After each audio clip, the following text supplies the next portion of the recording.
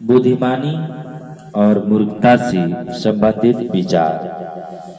मैंने सूरज के नीचे इस प्रकार की बुद्धि की बात भी देखी है जो मुझे बड़ी जान पड़ी। एक छोटा सा नगर था जिसमें थोड़े ही लोग थे और किसी बड़े राजा ने उस पर चढ़ाई करके उसे घेर लिया और उसके विरोध बड़ी मोर्चे बांधी कर दी, परंतु उसमें एक दरिद्र बुद्धिमान पुरुष पाया गया और उसने उस नागर को अपनी बुद्धि के द्वारा बचाया। तो भी किसी ने उस दरिद्र पुरुष का संग्रहण ना रखा। तब मैंने कहा, याज्ञी दरिद्र की बुद्धि तुझ समझी जाती है और उसका वचन कोई नहीं सुनता, तो भी पराक्रम से बुद्धि उत्तम है। बुद्धिमान के वचन जो धीमे धीमे कहे जाते हैं वो मूर्खों के बीच प्रभुता करने वाले के चिल्ला चिल्ला कर कहने से अधिक सुनने जाते हैं। लड़ाई के हथियारों से बुद्धि उत्तम है, परंतु एक पापी बहुत सी भलाई का नाश करता है। मरी हुई मक्खियों के कारण गंधी का तेल सड़ने और बसाने लगता है और थोड़ी सी मूर्खता बुद्धि और प्रतिष्ठा को घटा देती है। बुद्धिमान का मन उचित बात की ओर रहता है, परंतु मूर्ख का मन उसके विपरीत रहता है। और जब मूर्ख मार्ग में चलता है तब उसकी समझ का काम नहीं देती और वह सबसे कहता है, मैं मूर्ख हूँ।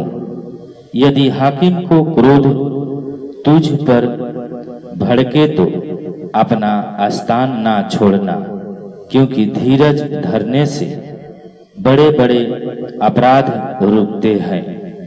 एक बुराई है जो मैंने सूरज के नीचे देखी, वह हाकिम की भूल से होती है।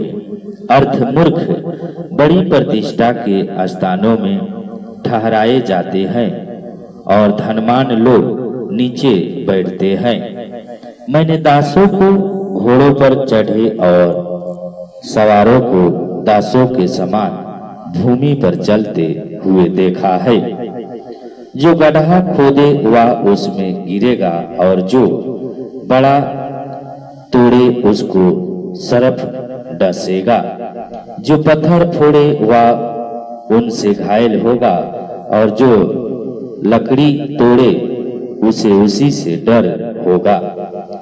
यदि कुल्हाड़ ठोठा हो और मनुष्य उसकी धार को बेनी ना करे तो अधिक बल लगाना पड़ेगा, परंतु सफल होने के लिए बुद्धि से लाभ होता है।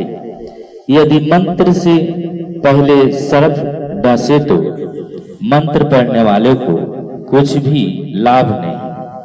बुद्धिमान के वचनों के कारण अनुग्रह होता है, परंतु मूर्ख अपने वचनों के द्वारा नष्ट होते हैं। उसकी बात का आरंभ मूर्खता का और उनका अंत दुखदाई बलवापन होता है। मूर्ख बहुत बातें बढ़ाकर बोलता है, तो भी कोई मनुष्य नहीं जानता कि क्या होगा और कौन बता सकता है कि उसके बाद क्या होने वाला है। मूर्ख को परिश्रम से धटकट ही होती है, यहाँ तक कि वह नहीं जानता कि नागर को कैसे जाए। है देश तुझ पर हाय जब तेरा राजा लड़का है और तेरे हाकिम परता काल भोज करते हैं। है देश तू धन है जब तेरा राजा कुलीन है और तेरे हाकिम समय पर भोज करते हैं, और वही भी मतवाले होने को नहीं वरन बल बढ़ाने के लिए। आलस के कारण छत की कड़ियां दब जाती है और हाथों की सुस्ती से घर चूता है। भोज हंसी खुशी के लिए किया जाता है और दाखमधु से जीवन को आनंद मिलता है और रुपये से सब कुछ प्राप्त होता है। राजा को मन में भी साफ ना देना, ना धनवान को अपने सैन की कोठरी में साप देना, क्योंकि कोई आकाश का पक्षी तेरी वाणी को ले जाएगा और कोई उड़ाने वाला जंतु उस बात को प्रकट कर देगा।